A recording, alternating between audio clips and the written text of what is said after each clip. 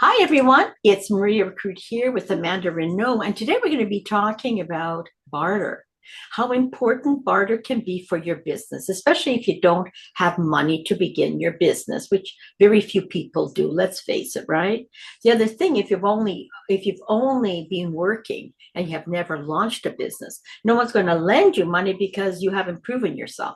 Having a job and starting a business are two different things. So the first thing I'm going to say, Amanda, is people need to have more than one job. So if it's a couple, I always said I did it myself. So how I did it is, and I'll go into detail about how I've used barter and how I started my business with barter, is that one side of me was the man and one side of me was the woman. So the man was out there making, slugging away, making the money. The female, the woman, was actually working on the business. So it's one person, two personalities. But so when I see a couple, husband and wife, and they can't make things meet and they can't make things work, there's something wrong with them hmm because you've got two people. I was able to do with one person. Amanda, you're doing it as one person, and we're able to do it. So, what is it that we're doing that some of you listeners might learn from? So, not having enough money is not an excuse. Go out, find one or two or three jobs like I did, and just get on with it and then build your business. So, Amanda, tell us a little bit about how you use barter. So yeah, barter it's a great example of being resourceful and, being a problem solver because as easy as it is to get loans and rack up debt, it's not necessarily the smartest and the most strategic move when building a business. I have had to use barter in many circumstances. Let's say I will agree to publish or edit a book for someone, and they may agree to market the book or put me in an article, or, I work with all kinds of different authors doing different types of anthologies as well. So maybe I go in their book, they go in mine, and that's basically when the economy and there is no money moving in the economy, business still has to go as usual. So Mm-hmm. sometimes that might look like, even in my own plan, I offer payment plans and I have grant programs. So, as a business owner, recognizing money not might not be always on the forefront, just as much as you address in your business different methods of payment, when working with other people in business, bartering is actually a great tool because you can trade skill sets and Yes, services, and it's kind of like working on a team. So it's exactly. you have to be able to negotiate. Part of being a business owner is negotiation, and if you can negotiate a barter, then Mhm. you have good skills and you can negotiate a sale. And a lot of people Sure. underestimate that too. Yeah, yeah, absolutely. When I started, because I came from New York City to the Niagara Peninsula in Ontario, Canada in 1986. It was January the 26th, 1986, and I knew no one. And so what I did is when I found jobs, like I was working as a baker, then I was working in a greenhouse. I mean, I have a degree in music, and I couldn't find a job right away, but it didn't stop me just working for anything. I was working as a cashier.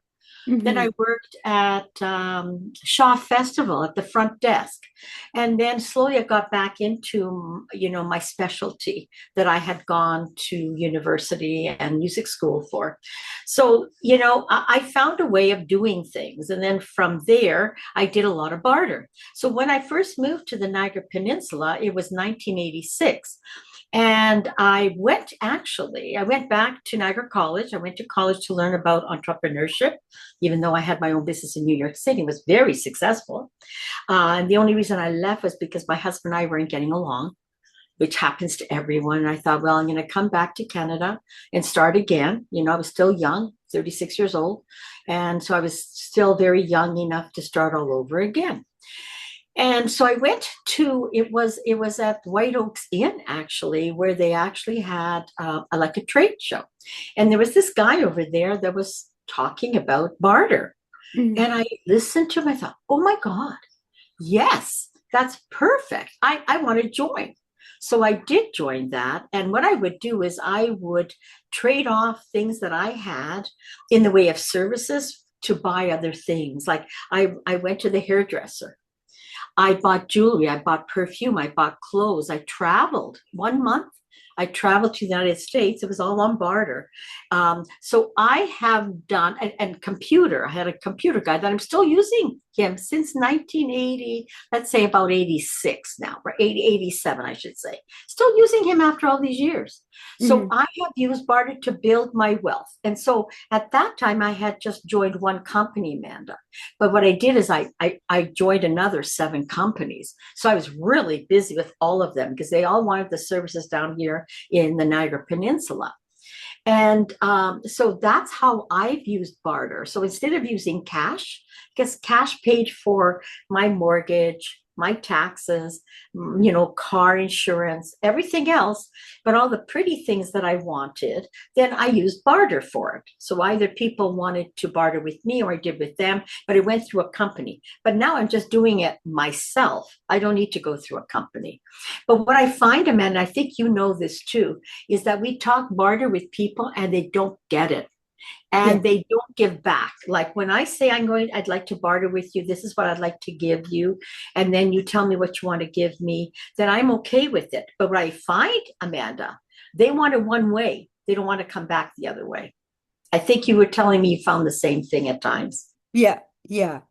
Yeah, it can be really, really tough. A lot of people they want to do things, and sometimes they get, skeptical, or they don't hold up their end of the In the bargain. So bargain, yes, you've yeah, got to make remind them. sure if you're going to do a barter deal that you're, doing something with somebody that's trustworthy. Just Exactly, that's the exactly. main gist of it. And you were also saying earlier about how, people like you have two people in a home, they can't make it work. Yeah, And what I've learned in business is, personal character and morale is very, very important.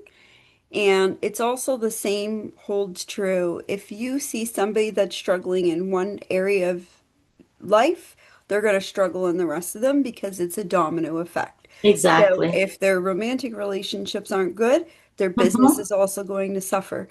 And Exactly. it's going to trickle down into all areas of life. Yeah. So, it comes down to working and surrounding yourself with people who will hold their end of the bargain, will see the transaction all the way through. Yes. Yes. That's I, very I find important. that. And when I mention it to some people, I use the word barter, whatever, and it goes right over their head. They don't seem to understand barter is a very precious gift we give to each other, right? It's like you don't have to spend the money, but I'm going to hold you up and help you in this area, and you're going to help me in this area. And that's how Amanda and I have been doing business for a number of years now. And we've held it up, we've done our part, we say something and we do it, and we hold true, and that's really, really important, really, really important. Yeah. And you know what, when I do business, Amanda, and I remember one particular thing when I wanted to buy another property, and somebody came to see me and they said they wanted me to help them. I said, okay, but you help me first. And they held their end of the bargain, and I held my end of the bargain. I never even signed a piece of paper. But that Mhm. person kept their end of the bargain. Now, why did I like them? It's because I met him, I met his children, I met his wife. And I could see that he was a man that worked hard and loved his wife and family. So that meant that what he did with his family, he would do with me. There was no partnership or anything. It was just, we were trying to help each other with real estate. So it's really important. I mean, I'm not going to do business with a man who cheats on his wife. There's no No. way. He's going to cheat on me too. And what you're saying is so true.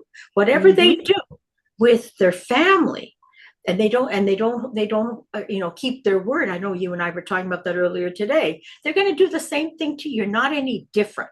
They are who they are, and don't pretend they're going to change, because they're not. The only way No. you're going to know they change is when they prove themselves that they've changed, and most people don't change. No. No, they don't. And it's true. If somebody has issues in their personal life, and you see how they treat their friends, they see how Yes. they treat, that's how you're going to be treated in business. And Exactly. it's not a matter of if they're going to do that to Hmm. you, it's a matter of when they'll do Ben, that to that's you. right. Yeah, And so when you look at building, long-term business relationships, hmm, and you're working out deals and you're negotiating deals and contracts and all of these things, there has to be a level of transparency and authenticity and trust there, because if there's not, it's not going to work. exactly. So people don't just buy products, they buy trust. Exactly. Yes. And they So, buy from you. They buy from you because they like you, Amanda. There's too many mhm, people selling the same thing. So what right. distinguishes you from them is they know you. That's why building the relationship is so important. And it doesn't happen overnight. It can be years before they give you any type of business. But when I get to know people, I'm not looking to get business from them. No. When I go to Chamber of Commerce, I've been going there for 15 or 17, 15 to 17 years. I don't remember when I started. I haven't made one deal with them, but boy, did I get Mhm. to know people that introduce me to other people. And then I bring other people that I introduce them to. So it's not always a matter of money. It's a matter I can get some free advice from people. They can introduce me to people. So it doesn't always have to be money that you get out No. of a person. No. Excuse And me. that's why you go into, business with somebody. You go in there because it's beneficial for both people. Mm-hmm. And that's part of the deals, right? It has to make sense for your business too. Yes. And, it's okay to pay for things and it's okay to Sure. barter. Sure. Of And I course. think that if you can, sometimes even a combination of both might be realistic. It just depends. Absolutely. But Absolutely. that is part of, being resourceful, is finding, even when you hear no, you finding a way to get that yes. So, Yes. Yes. and Just that's the main part of it. that's really good. I'm glad you brought that up because no is never no. No, No, it's for that moment. That doesn't mean when you go and see them again another time or you touch base with them that that doesn't become a yes. So that's the one thing I think a lot of people really stop trying to market because the people keep saying no. If that means no means if they're not ready at that moment. You don't know what they have going on health wise or family wise or money wise. no. So, like what I like is with people that I do business with, I keep in touch with them. I call them up out of the blue and say, hey, how are you doing? Or I call them up and say happy birthday, or how are you? How was your weekend? Or however else, right? It's not about you're building relationships. Relationships have nothing to do with money.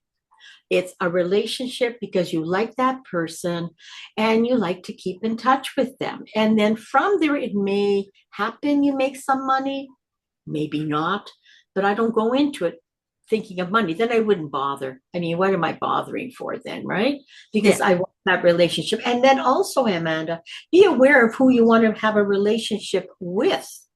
Not exactly. everybody is a person you want to have a relationship with. I think you can tell us some stories about that. Yeah, especially in business, because sometimes, you think that you're doing a good deal, or so when you do this, you have to, one of the things you need to do is do a risk assessment. And this can work on all formulas of life, Mm-hmm. always with risk assessment.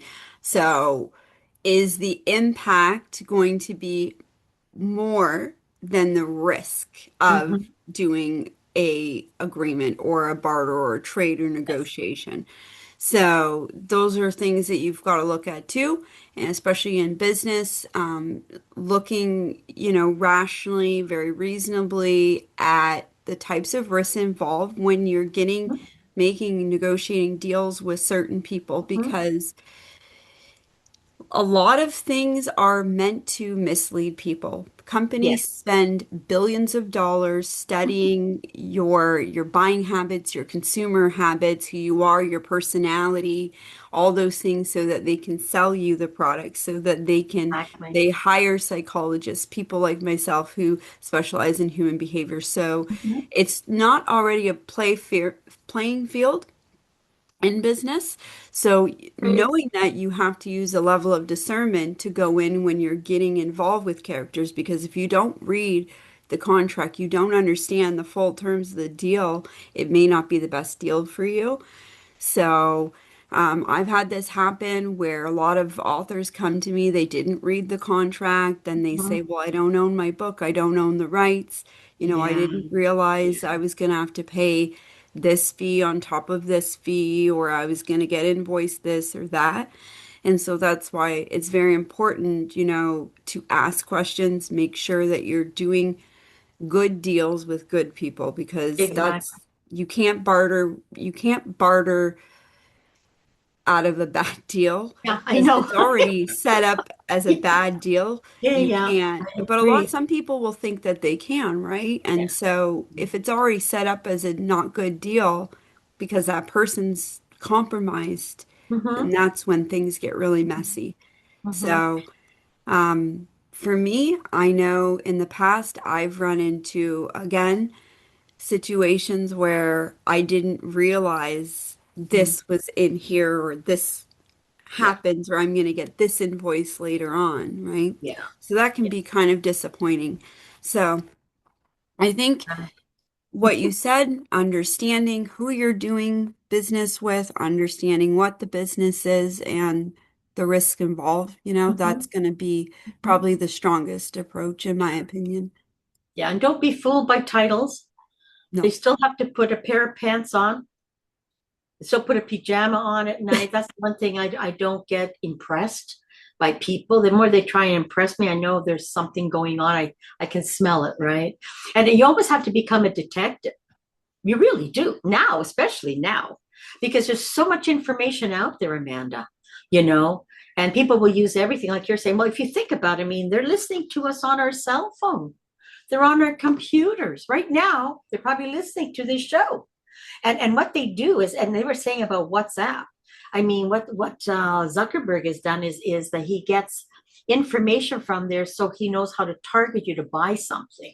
I mean, this is what's going on. And if you watch YouTube, what do you think is going on all the time? One commercial after another. Yeah. And I said, well, why do I have to listen to this? I'm not interested in this stuff, you Hmm. know? So, but this is, they're coming at us from everywhere. And I think and it would drive a lot of people crazy. Hmm. And the other thing too is don't get caught up in social media. Amanda, when I started social media in 2011, it was completely different. It was good social media where business people were talking to other business people. It wasn't as political as it is now. I don't even want to go on Twitter anymore. No. I can't believe what's going on over there. But at least the truth is coming out. So now social media, I know you were telling me about TikTok. Social media now is a political spy. They are spying on us. That's why I'm not on there that much anymore. Like I was on there for hours trying to reach out to people selling, my courses and all that. I don't even bother anymore because that's not the place to be anymore. And I'm No. going to tell you, how do we control these people that are trying to control us? We get off of social media. You If got they to can't take your reach us, energy away. yeah, You tell take us the about power it. away by taking Yeah, the energy yeah, away yeah. and Because creating your own. exactly. So tell us about TikTok, what you've noticed. Because I can tell you what happened to me on YouTube. Go and tell us what happened on TikTok. So TikTok is, it's completely changed. I've noticed that Canadian creators, they don't get paid the same amount. They don't get any paid anything at all. Mm-hmm. So the same content that is being made here is not worth anything. But, so, and they pick and choose what they want. Anything related to ads, marketing, Mm-hmm. any type of business content, it gets kind of put in low content feed. Same thing with Facebook, Meta, all these Yes. platforms. So Yes. they've decided that it's pay to play. So if you want to do advertising marketing on these platforms, it's pay to play. They want you to pay and Yeah. they'll withhold your information and they'll restrict your account and Mm-hmm. take you off the platform and do Yeah. all of these different things. So, when it comes down to these massive platforms, when you really look at it, the ROI, the return of investment on some of this marketing and advertising on this, it's very low. You may get Yes. like Yeah. maybe 2% in lead generation, Mm-hmm. Yes. and at that Not worth it. point, it's not worth it. You can barter with somebody else who Yeah. has a bigger, a platform that has a really active audience, and you Sure. can get the same results. So Yes. it doesn't need to be big lights and big, Yeah. That you know, doesn't mean hype. anything. That doesn't It mean doesn't mean likes results. means nothing. They have nothing else It to do all day more long. money doesn't mean more results sometimes. And that's what people have to understand. More money doesn't equal more results, and it doesn't Exactly. equal solutions. Um, Exactly. you know, and that's what people think, right? If I throw more money at this Mhm. problem, it's Mhm. going to go away. But that's That's not the reality in no. business. You need solutions and people who are at the same level as you doing the same things, because Exactly. that's the other thing about bartering too, right? You learn really quickly a lot of people are at the same stage you are, and there's a lot of people who are pretending to be ahead who really aren't much Yes. more ahead. No, no. So I always say, the brighter the lights, the bigger the dupe, because Exactly. that's Exactly. generally what it is, right? It So is. It bigger the is. hype, the more you're going to be disappointed because you're not going to get those results. The only thing that's going to get you results is connecting, negotiating with people who are on the same equal playing field as you, who, want the same goals in business. Yes. So, Yes. One business deal at a time. You don't need, I mean, people can have, I mean, but the other thing too is, Amanda, they buy those people that are liking by the millions. I mean, how much did it cost them to do that? Because that's not normal. I mean, there was no. this one guy on there. I mean, these are all just it's just all Ponzi schemes. I'm sorry, where they say he has a 1 billion viewers or visitors. I thought there's only 8 billion people in the world. Most of the people who are going to be on social media are going to be like in North America. They don't do very much in Europe. I mean, my brother and my sister have a business in Europe. They're not on there. They just have Facebook, and that's where they get the people they know, right? And certainly not every country is going to be the same as crazy on social media, scrolling through, doing nothing all day long. They're out there trying to work. So don't believe those numbers. No. They buy those numbers. They pay for it. And I could tell you stories about what goes on with YouTube and what's going on. I'm not going to now. We'll discuss this at another time. It's just social media, but it's just there's so much corruption going on, and they're trying to grab the money from you, like they did with Bitcoin when they were saying, from here to the moon, and people didn't understand the scheme. Now, there's nothing wrong Mhm. with Bitcoin if you know what you're doing. But when you have these people that have billions of dollars and they're trying to take your little bitcoins away because they want to become more, richer than you, they play the game. So what they do is they lower the price, and you're afraid, and you sell. Right, the big whales with the little minnows. Yeah, You know, because you've got to. scarcity creates Yeah, value, right? So exactly. Yeah, that's the main rule of the game. Scarcity yeah, creates value. So it's like when companies say, "Oh, we're only making 100 of these," or it's limited yeah, edition. yeah, yeah. It's not likely to be true. Yeah, there That's might be right. limited quality, but that's what they do. They say so you'll Exactly. go and panic buy. Exactly. Yeah. So that you have to know to win the game, you have to know how Yeah. it's played. And a lot of people, when it comes down to doing business, you have to be willing to get a yes, be creative, know what Oh, you're doing, and be able to make an offer. If you can't oh, pay cash, maybe you could yeah, trade services with for someone. sure. For So I sure. think, Yeah. that's the main line when it comes down to it. It's just about how bad you want to do something. You'll find a Exactly. way. If not, Yeah. you'll find an excuse. So, Yeah. Yeah. And I find people with so many excuses, Amanda. I call people up that they so-called have businesses. And I say, so how are you doing? Well, I've got to do this, I've got to do that. They never get to the business, never will. This is 3 years later. They've never gotten to the business. It's the same thing, just a different day. They don't even realize they're doing it, right? no, Uh, and you don't want to hang out with people. I mean, you certainly don't take any type of business advice from those people. They're not no. doing it. Make sure when you want advice, whether it's paid or not paid, make sure they're really doing that business, not just making it up. Yeah. Like I did a lot of business consulting, and I developed courses when I moved into the Niagara area in 1986. And I was doing very, very well as a consultant, business consultant, and developing courses for universities and colleges and high schools. And in 2000, I could see things changing, Amanda. So what I saw were people that were unemployed were calling themselves consultants, and they had never done that business. And when I saw that coming, I thought, this is not my business anymore, because they'll pay them because they'll charge them less. So they're not going for quality. They Mm. just want to see what the cheapest price is. And I'm not that kind of person, you know. I wouldn't say I know something if I didn't, but these No. people were unemployed Yeah. and No. starting a consulting practice. They had never started a consulting practice. They were always an employee. How can you start a consulting practice when you don't even know what that's all about? And that's what I saw happening. That's what I saw happening. It's still happening today, and we see it all the Sure. time. Even You know, more. we see it Even more. politically. They say consulting and it's $30 million for this and that. On what? Yeah. What are they Like doing? on They what? can't do So you themselves. you have to be very careful, Yes. you know, because a lot of people use a lot of loose terms. So there Yes. are loopholes that people will use to kind Yes. of get out of accountability in Yes. business, you know. And a lot of it, if you do your research, you can cut the middleman out, and Yes. because Yes. having that middleman, it costs you money. Yeah. So you've got to really, you know, look into what's being said, look into all these different things.